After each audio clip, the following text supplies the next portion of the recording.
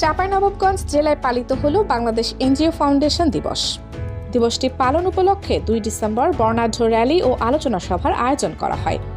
দিবস উদযাপনের আলোচক সংগঠক চেতনা মানবিক উন্নয়ন সংস্থা ছাড়াও ৩টি বেসরকারি প্রতিষ্ঠান যথাক্রমে সমুদয় নারী উন্নয়ন সংস্থা, আহমদ নগর কমপ্লেক্স ও অগ্রদূত বাংলাদেশ অংশগ্রহণ করে।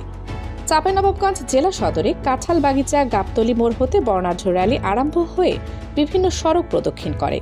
র্যালি শেষে চেতনা মানবিক উন্নয়ন সংস্থার ফাল্গুন এক আলোচনা সভা অনুষ্ঠিত হয়।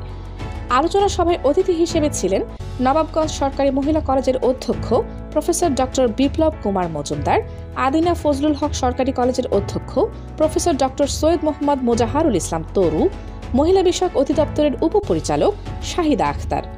উক্ত অনুষ্ঠানে সভাপতিত্ব করেন চেতনা মানবিক উন্নয়ন সংস্থার প্রধান নির্বাহী কর্মকর্তা মোহাম্মদ মামুন উল আলম। অনুষ্ঠানে স্বাগত বক্তব্য রাখেন চেতনা মানবিক উন্নয়ন সংস্থার নির্বাহী পরিচালক মোহাম্মদ জাফরুল উল আলম।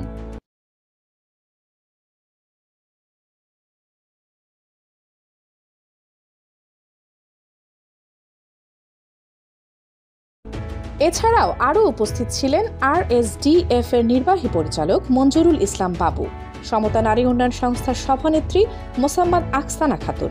আলোচকগণ বলেন, দক্ষতা, সেবা ও সহায়তা কাঠামো সাথে যোগাযোগ সৃষ্টির মাধ্যমে অনগ্রসর জনগোষ্ঠীকে উন্নয়নের ধারায় সম্পৃক্তকরণের ভিশন নিয়ে বাংলাদেশ এনজিও ফাউন্ডেশন ২০০৪ সালে প্রতিষ্ঠার পর ২ দশক ধরে কাজ করে চলেছে।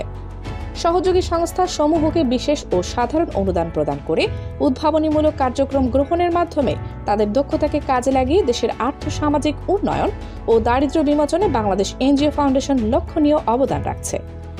দরিদ্র জনগোষ্ঠীর টেকসই উন্নয়নের লক্ষ্যে বাংলাদেশ এনজিও ফাউন্ডেশনের অনুদানের উপকার ভোগীদের মাঝে আয়বর্ধকমূলক কর্মসূচি বাস্তবায়নের জন্য গাভী পালন, গরু মোটা তাজাকরণ, ছাগল ও ভেড়া বিতরণ, ভ্যান বিতরণ, সেলাই মেশিন বিতরণ, পাপোশ তৈরি প্রশিক্ষণ প্রভৃতি প্রদান করা হয়।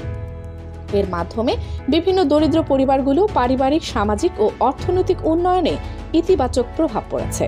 এছাড়া গ্রামের জীবনযাত্রার মান উন্নয়নের লক্ষ্যে দরিদ্র পরিবারসমূহে স্বাস্থ্যসম্মত সেমি পাকা ল্যাট্রিন স্থাপন, নিরাপদ পানি সরবরাহের নলকূপ স্থাপন, গৃহ নির্মাণ প্রভৃতি কর্মসূচি বাস্তবায়ন করছে।